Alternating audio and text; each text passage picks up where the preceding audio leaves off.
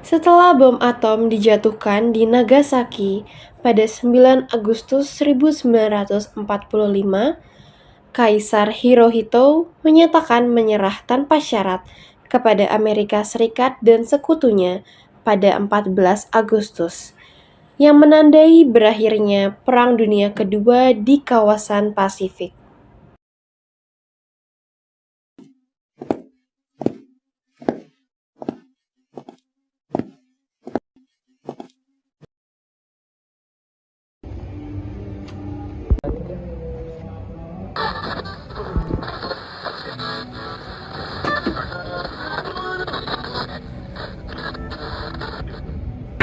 Kawabe and American Colonel Mashbeer, who almost gives a handshake this way. And Kawabe meets Major General Willoughby, MacArthur's Chief of Intelligence. Negotiations in Manila that bring the surrender of Japan down to concrete facts. The delegates are empowered to take orders from General MacArthur and credentials are presented. Pada sore hari, setelah mendengar kabar kekalahan Jepang, Sultan Syahrir bersama para pemuda mengadakan rapat di Jakarta untuk membahas langkah selanjutnya menuju kemerdekaan Indonesia. Assalamualaikum. Waalaikumsalam. Saya telah mendapatkan kabar gembira untuk kita semua, Bu. Jadi, Jepang telah menyerah kepada sekutu dan akan terjadi kekosongan kekuasaan di Indonesia. Sungguh kabar gembira yang dapatkan tadi, Bu. Tapi apa itu kekosongan kekuasaan? Biar saya perjelas, Bu. Kekosongan kekuasaan ini artinya Jepang tidak lagi menguasai Indonesia dan Jepang telah menyerah kepada sekutu. Tetapi sekutu belum menguasai Indonesia. Jadi begitu. Baik, terima kasih, Bu. Lalu bagaimana baiknya kita mengisi kekosongan kekuasaan ini? Bagaimana jika kita meminta Bung Karno dan Bung Hatta untuk memproklamasikan kemerdekaan Indonesia? Saya setuju dengan itu, Bung. Sekarang adalah waktu yang tepat. Baiklah kalau begitu. Bagaimana jika kita segera ke kediaman Bung Karno dan Bung Hatta untuk menyampaikan pesan ini? Kalian semua setuju? Setuju! Jangan sampai proklamasi kemerdekaan ini diproklamirkan oleh PPKI, karena PPKI adalah bentukan Jepang. Kita tidak ingin adanya campur tangan dari Jepang dalam memproklamasikan kemerdekaan kita. Saya setuju. Marilah kita sepakati untuk menolak hadiah dari Jepang. Maka dari itu ini adalah kesempatan yang tepat. Mari kita segera pergi ke kediaman Bung Karno dan Bung Hatta. Setelah rapat berakhir, keesokan harinya pada 15 Agustus 1945, Chairul Saleh, Sultan Syahrir, Wikana dan Darwis mendatangi kediaman Soekarno untuk menyampaikan hasil keputusan rapat yang telah mereka adakan. Assalamualaikum. Waalaikumsalam. Apakah Bung Karno-nya ada, Bu? Ada di dalam. Ada keperluan apa ya? Ada hal yang ingin kami sampaikan dengannya. Oh, boleh masuk. Bapak, ada tamu yang ingin bertemu. Siapa, Bu? Para pemuda datang ingin mengomongkan hal yang penting. Baik, kasih.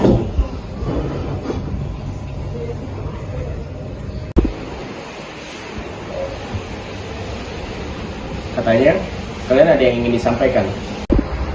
Benar, Bu. Kami telah mendapatkan informasi bahwa Jepang telah menyerah kepada sekutu dan saat ini terjadi kekosongan kekuasaan di Indonesia. Setelah itu, kami, para pemuda, juga telah mengadakan rapat dan hasilnya kami sepakat bahwa agar Bung Karno dan Bung Hatta segera memproklamasikan kemerdekaan Indonesia. Secepat itu, saya harus berkonsultasi dulu terhadap anggota PPKI. Kami tidak bisa menunggu lebih lama lagi, Bung. Ini adalah momen yang paling tepat untuk menyatakan kemerdekaan. Tapi, apakah kalian tidak memikirkan resikonya jika kita bertindak gegabah? Mungkin saja Jepang akan bertindak agresif kepada kita. Justru karena Jepang sudah menyerah, maka mereka sudah tidak memiliki kekuatan lagi untuk dapat menindas kita. Ini kesempatan emas yang jangan sampai kita lewatkan. Tapi saya harus berdiskusi dulu kepada anggota PPKI. Mohon dipertimbangkan kembali, Bu. Karena kami khawatir jika melibatkan PPKI, saya takutnya akan bocor rencana ini dan dapat dihalangi oleh pihak Jepang. Tapi PPK itu ada resmi yang kita punya untuk mempersiapkan kemerdekaan kita. Justru oleh karena itu, kami tidak ingin kemerdekaan seolah-olah diberikan oleh kepada Jepang. Saya mengerti maksud kalian, tapi berikan saya waktu untuk berdiskusi kepada golongan tua. Baiklah Bung, kalau begitu kami pamit terlebih dahulu.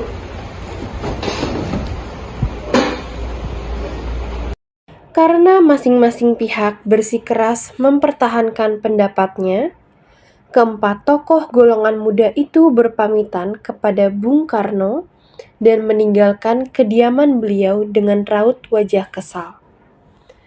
Menyikapi situasi tersebut, Soekarno kemudian meminta para tokoh golongan tua untuk datang ke kediamannya guna membicarakan permasalahan yang sedang terjadi. Jadi bagaimana ini Bu? Para pemuda mendesak untuk memproklamasikan kemerdekaan secepatnya. Kita tidak boleh gegabah. Kita tidak ingin kejadian yang tidak diinginkan terjadi. Kemerdekaan harus direncanakan dengan matang.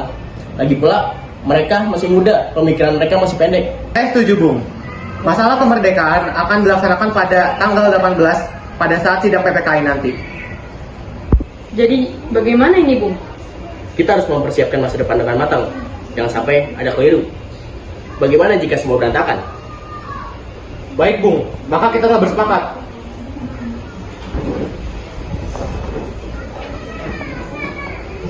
Meski berat hati dengan keputusan Soekarno, para pemuda yang telah meninggalkan kediaman Soekarno tetap tidak putus asa.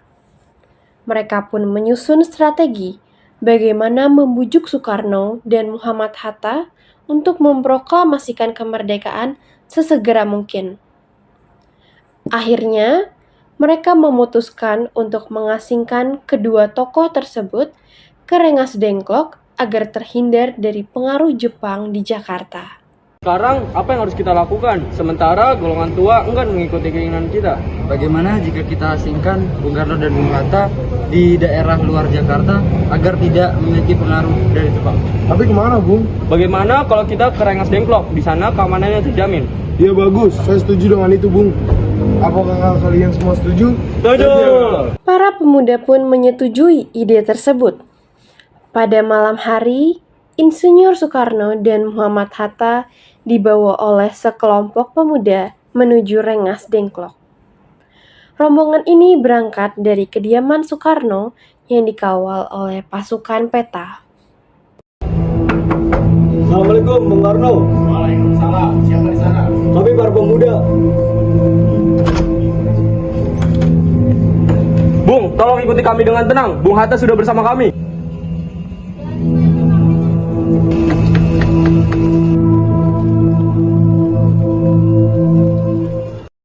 Rombongan Soekarno dan Muhammad Hatta tiba di Rengas Dengklok dengan selamat pada subuh hari, tanggal 16 Agustus 1945. Mereka berdua berada di sana sepanjang hari untuk mendiskusikan masa depan bangsa.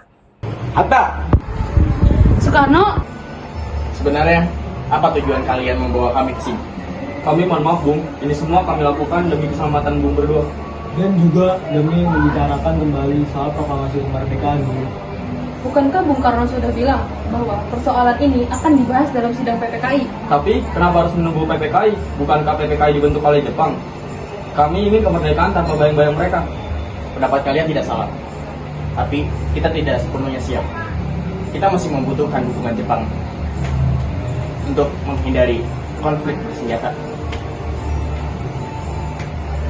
Tapi bagaimana jika semua janji itu hanya tipu muslihat? Apa Bung tidak mempertimbangkan kemungkinan itu? Kita tak bisa terus berharap pada janji palsu. Rakyat kita sudah seharusnya bebas. Mereka sudah lama menderita di bawah penjajahan. Inilah saatnya. Tenang saudaraku semua, mari kita selesaikan pembicaraan ini dengan kepala dingin. Bung Saleh, lepaskan ikatan Bung Karno. Dan Bung Atif, lepaskan ikatan Bung Hatta.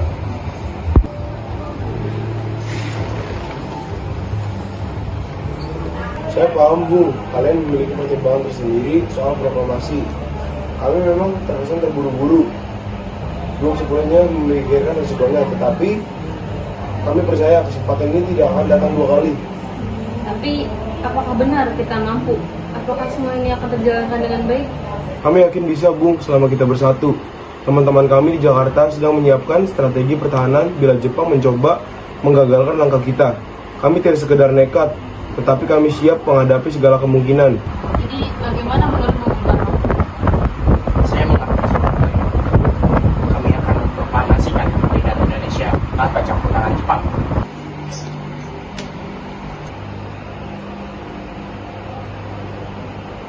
Ini pakaian untuk kalian berdua, Bung.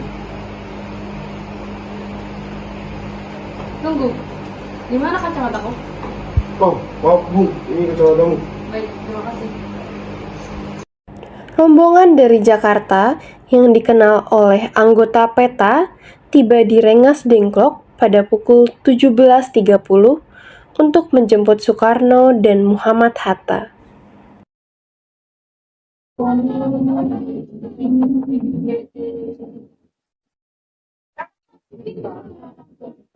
Syukurlah kalian baik-baik saja. Jadi, bagaimana dengan keputusannya? Kami setuju bahwa kemerdekaan Indonesia dilakukan tanpa campur. Baik. Jadi kapan kita akan melaksanakannya? Bagaimana jika besok? Pasukan di Jakarta sudah bersiap hari ini. Ya, kita akan melaksanakannya besok pagi.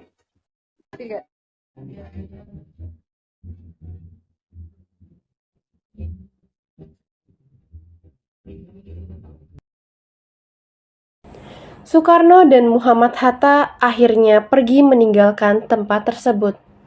Sementara Ahmad Subarjo dan Chairul Saleh tinggal sebentar untuk membahas tempat pembuatan teks proklamasi. Di mana kita akan membuat pertemuan kemerdekaan Indonesia? Bagaimana jika kita pergi tentang pelaksanaan Maida? Dia merupakan menggalaksi kekaisaran Jepang. Pasti keamanannya terjaga. Dan juga dia mendukung kemerdekaan ini. Baiklah, kita akan pergi. Selesai perundingan di Rengas Dengklok, semua anggota golongan muda maupun golongan tua kembali ke Jakarta untuk membahas lebih lanjut rencana proklamasi kemerdekaan Indonesia pada tanggal 17 Agustus 1945. Assalamualaikum. Waalaikumsalam. Ada apa ya? Kami ingin bertemu dengan Laksamana Maida. Baik, saya panggilkan dulu ya sebentar. Selamat malam, ada apa, Bung? Maaf mengganggu malam-malam. Tapi kami di sini perlu tempat untuk membicarakan tentang persiapan kemerdekaan Indonesia yang akan kami laksanakan esok hari. Kalau begitu, silakan masuk. Baiklah, silakan duduk. Saya turut bergembira atas berita tersebut. Silakan, pergunakan apa yang dibutuhkan. Apakah Anda memiliki pena dan kertas? Sudah, akan saya ambil.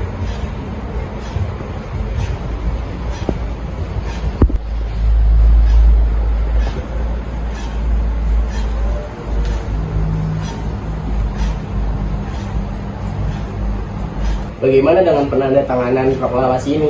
Menurut saya, teks proklamasi tidak ditandatangani oleh anggota PPKI karena PPKI merupakan bentukan dari Jepang. Tadi kita sudah sepakat bahwa proklamasi dilaksanakan tidak dengan campur tangan Jepang.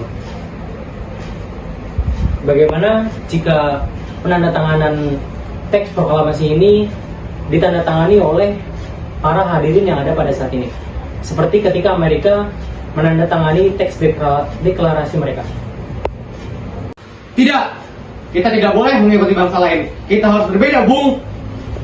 Lalu, bagaimana Bung Karno? Karena ini semua berkat bangsa Indonesia, jadi ini atas nama bangsa Indonesia. Ya, saya setuju. Dan saya mengusulkan bagaimana jika yang menandatangani naskah ini adalah Anda dan Bung Hatta sebagai perwakilan bangsa Indonesia. Usulan yang bagus. Bagaimana kalian? Setuju. Tolong Anda ketik ini, Bung. Baik, Bung. Apakah ada mesin ketik di sini? Ada, balik ikuti saya.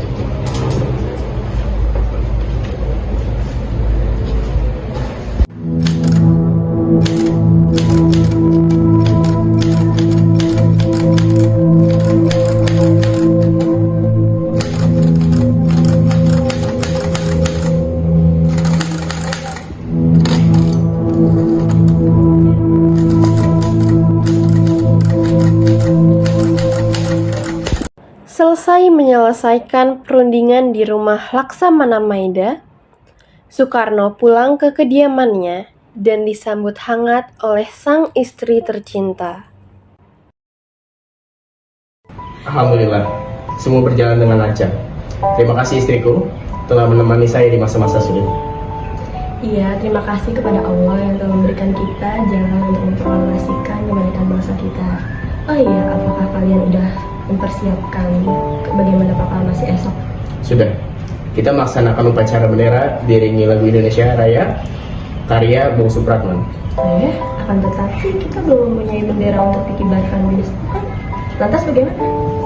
Bagaimana jika engkau yang menjahit bendera itu? Tapi ibu hanya memiliki kain merah dan putih, Pak. Bagaimana? Apa tidak, Pak? Tentu, jika begitu, buatlah bendera yang terlihat sederhana saja.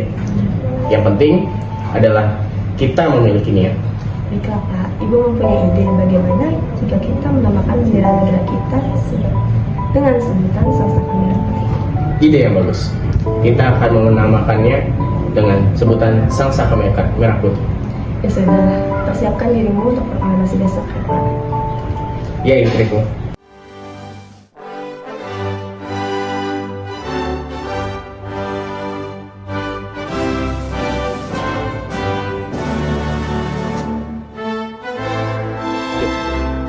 Putih, tolong kamu kibarkan bendera ini sebagai tanda kejayaan bangsa Indonesia.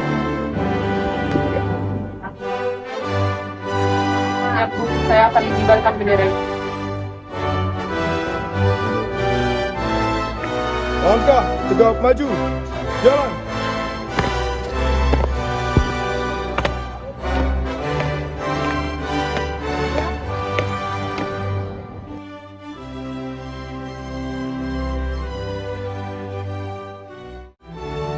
Proklamasi. Kami, bangsa Indonesia, dengan ini nyatakan kemerdekaan Indonesia.